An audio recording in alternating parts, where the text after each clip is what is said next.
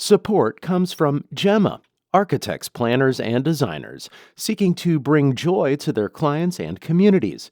Details at gemastl.com. This is St. Louis on the Air from St. Louis Public Radio. I'm Elaine Cha. Rock is an expansive genre of music that has firm roots in Black history. Icons like Sister Rosetta Tharpe and St. Louis legends like Tina Turner and Chuck Berry have been credited as originators in the genre. Yet white artists such as Elvis Presley and groups like the Beatles and the Rolling Stones have been more frequently recognized as rock and roll's classic creators. And as more and more white artists entered the genre, Black people began turning away from rock and toward R&B, soul, and pop music instead. But there have always been Black musicians in the genre. One of them is Southern Illinois native Chan Maurice Evans. He's played with multiple rock bands in the St. Louis area, including You People. Here's a bit of their original track, North Shore Groove.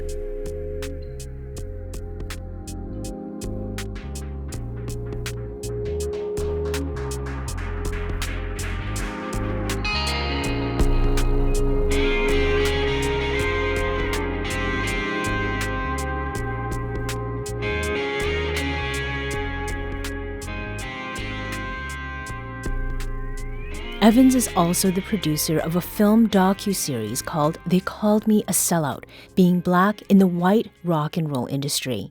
He joins us now to talk about that project. Chan Maurice Evans, welcome to St. Louis on the Air. Thank you so much. So, getting back to the beginning, did you seek rock yourself or did it find its way to you?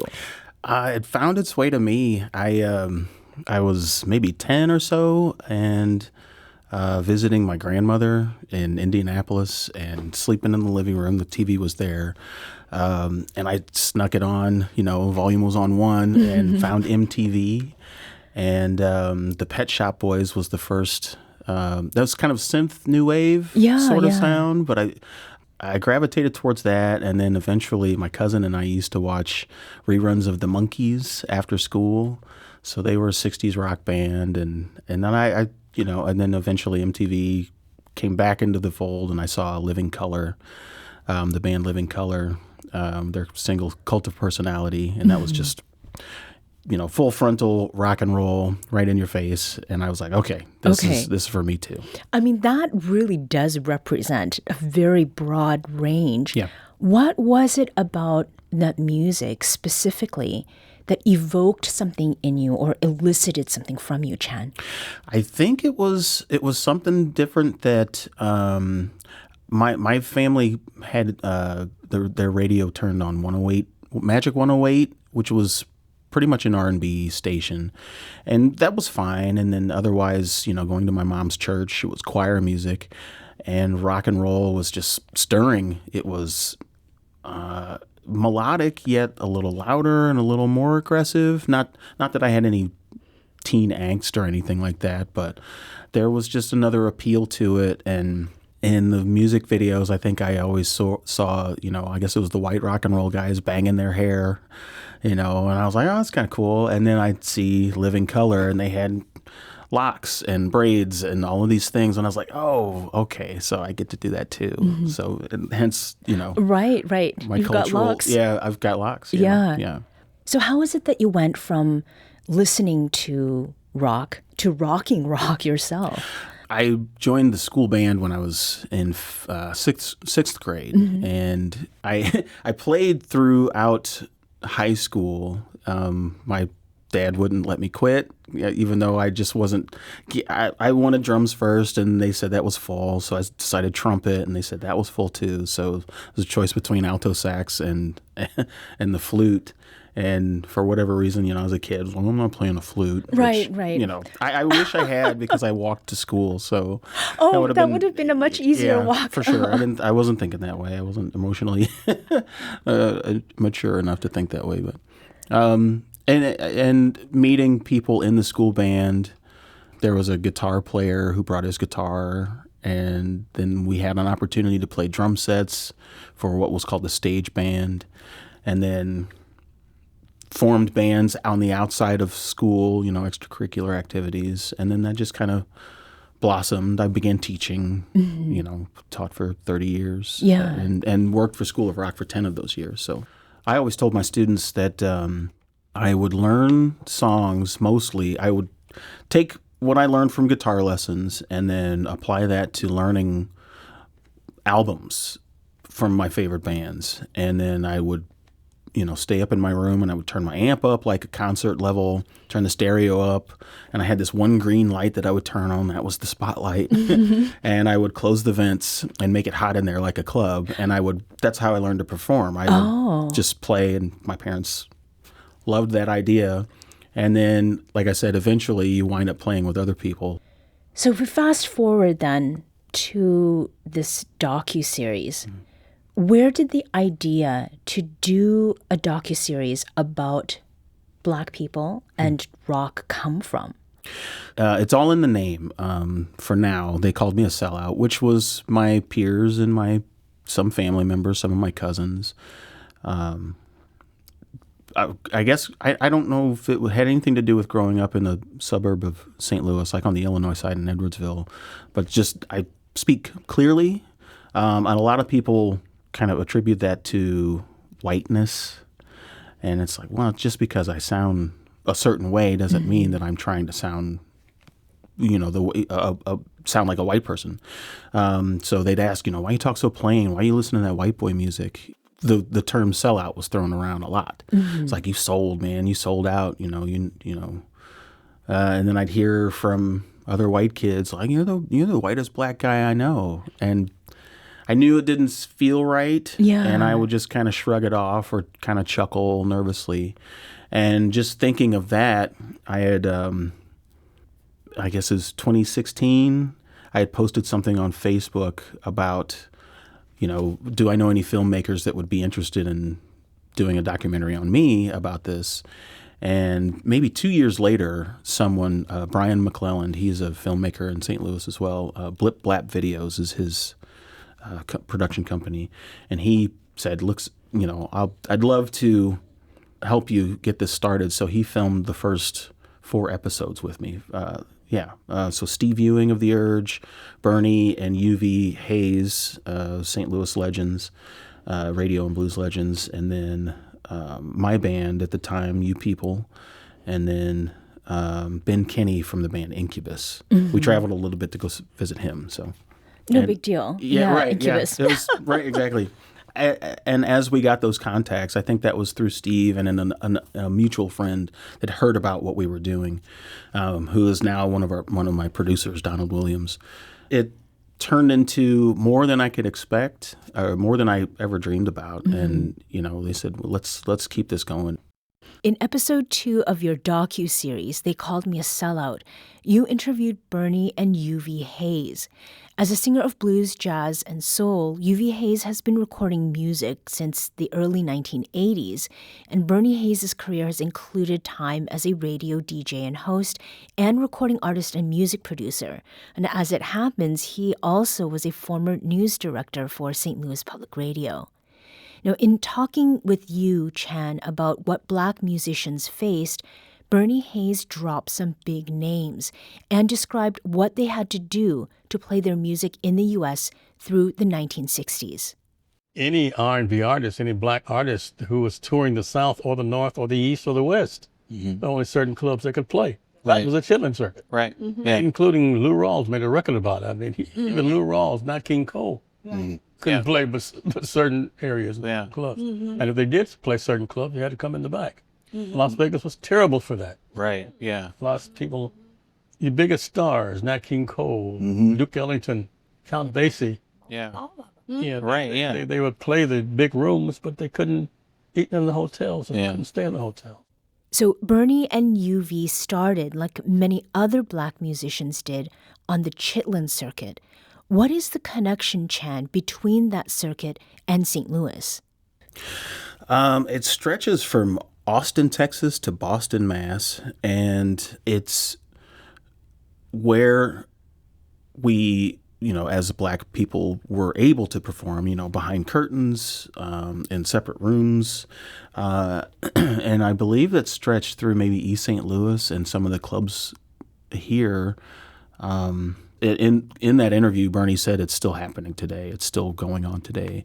Payola on the radio, if you don't have certain backing, publishing,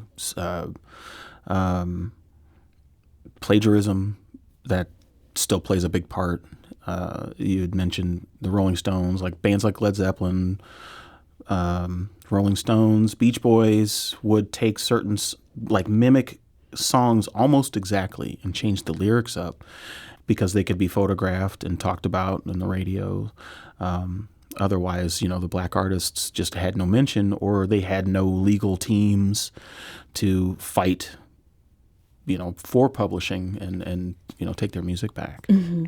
So you're talking about the history, and history is, as we mentioned in our introduction, very much a part of the series that you are producing. When was it, though, that you began learning about the history of rock? Did you go to Bernie and Uvee Hayes because you already had a sense of what it was? Somewhat. I had contacted Jeremy Siegel Moss. He used to be big in the blues scene. He's actually a ceramics artist right now.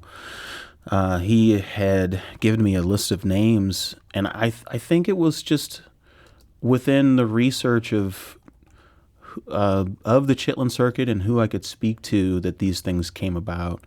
I eventually had to do lead a conference I attended a conference for School of Rock in Austin, Texas, and I had to lead a seminar, 2 different seminars, and my subject matter was the Chitlin Circuit. So that was certainly a big, that research was certainly a big help, and it exposed a lot of those details.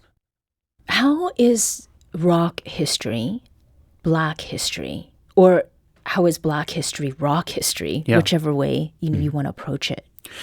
So the pentatonic scale is, from what I understand, an African scale. It's 5 major tones, or 5 tones out of the major scale, or minor scale, excuse me. And then you can add a certain note, and it's nicknamed the blue note. So that gives you sort of that, and bending strings. So certain instruments, you bend a string. There are all sorts of different instruments that can do this, but those tones were part of songs that came from slave ships and from the cotton fields.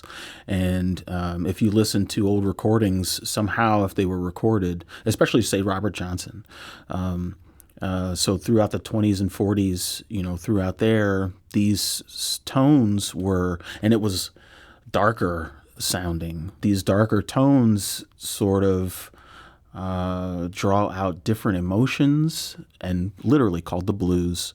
So, and the darker subject matter, I think, influenced these skiffle bands and these other bands, and to take on these sounds, and it really gave them an edge and gave them an allure, like a sort of a, I don't know, I'm going to say the word mystical, but something a little more menacing. And then other tones like the tritone or the devil's chord, those things were kind of added to the mix, and then volume, and then you get the development of the electric amplifier. And the people that could afford this were the people with money. And those were often the white musicians, and then England got a hold of it. So that it got whitewashed, but it's certainly rooted from the Delta, Mississippi Delta, and the Deep South. Mm-hmm. Yeah. We're speaking with local rock artist and film producer Chan Maurice Evans. He is one of the Black artists here in the St. Louis area and across the country as well, who's reclaiming the genre of rock, and doing so in particular with a docuseries that is called They Called Me a Sellout. So I have left this question to the end because I think it might be the one that people would ask first, and that's about the title. The full title of this docuseries is They Called Me a Sellout, Being Black in the, quote, white rock and roll industry. There is no pussyfooting when it comes to this word sellout. Yeah. Why did you use this term? Why did they use this term? They called me a sellout. Like literally, they feel like that I was abandoning black culture by playing this music, and they couldn't have been more wrong. It is a harsh word, and I think it raises lots of questions. And people may have used the word and not exactly known what they were saying to people. I remember an interview. It has nothing really to do with the series, but an interview with Jason Newsted, who was a former bass player for Metallica. And they put out a certain album and it didn't sound like the last album. And he said, yeah, we sell out every seat in every town we play, everywhere we go. I feel like the way I was called a sellout was as a pejorative. You know, they wanted to insult me, but they couldn't have been further from the truth. Mm-hmm. And I feel like this is, I hope, I actually would hope that those people that would use that term against me would see this series and realize, you know, where they were wrong. Mm-hmm. It's also a past tense. Yeah. They called me a sellout. Does that mean that there has been a change? Are people seeing and understanding what you felt, maybe going back to when you were a kid in your grandmother's living room with that volume on one, you know, listening to Pet Shop Boys, or, you know, watching the Monkees later and then seeing Living Color? Has there been some progress? Is there less of a feeling that you get, that people regard you specifically, and then those you've interviewed as sellouts? Yeah. What is the alternative term? That's a great question. I feel like the biggest change has been within me and like learning in myself, you know, my self-perception, learning all of this information and speaking with these other people. Not all of them have had the same experience. I think a lot of the people's, say Steve Ewing, for instance, his band members are all white, but they were certainly supportive. But us growing up as maybe the sole black member of the band, I think those friends were already on our side. We, you know, socially, morally, you resonate. You hang out with the people that you are, you know. So hearing that title, I think it just kind of that really just kind of reflects me. So we actually are changing it a little bit too. Oh, yeah. okay. So like I said, the project is evolving. I'll be part of Arctica.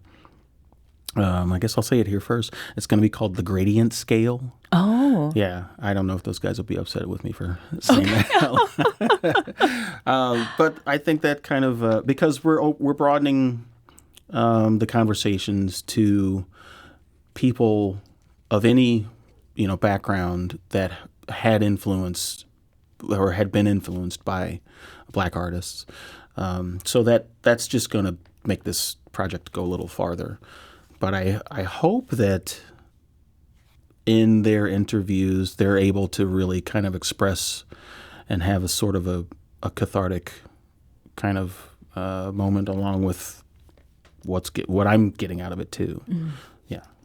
And the band that you're playing with, tell us about the band you're playing with. Intracentral. We're so my first band was You People. That was an all black band, but Intracentral is a collective. I call it a super group because we've all been around for a long time. Parts of Cave of Swords, parts of The Tennis Lesson, parts of Traveling Sound Machine, parts of Zantigo. They Need Machines to Fly. Like we're all sort of. I don't want to use the word, but it's like a musical incest incestuous sort of. Okay. Like we've all we've all been together somehow.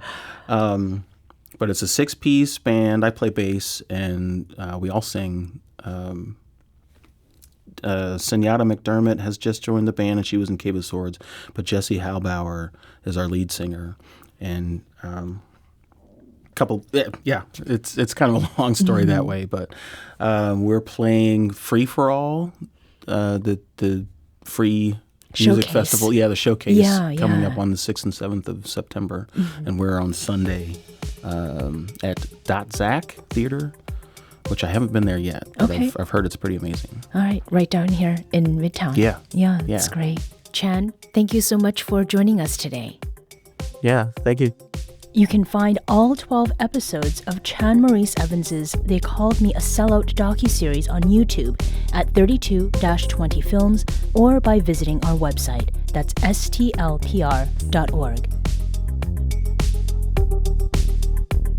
This episode was produced by Darius Farner.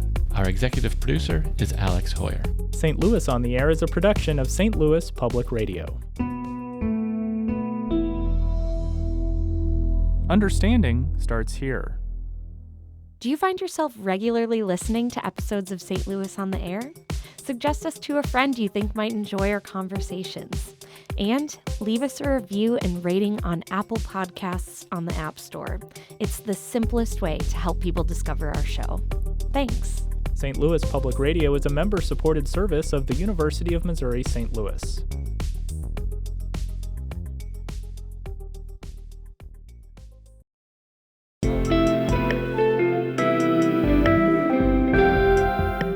The Gateway brings you the day's news each weekday from around the St. Louis region and the state capitals in Jefferson City. Our schools are accredited.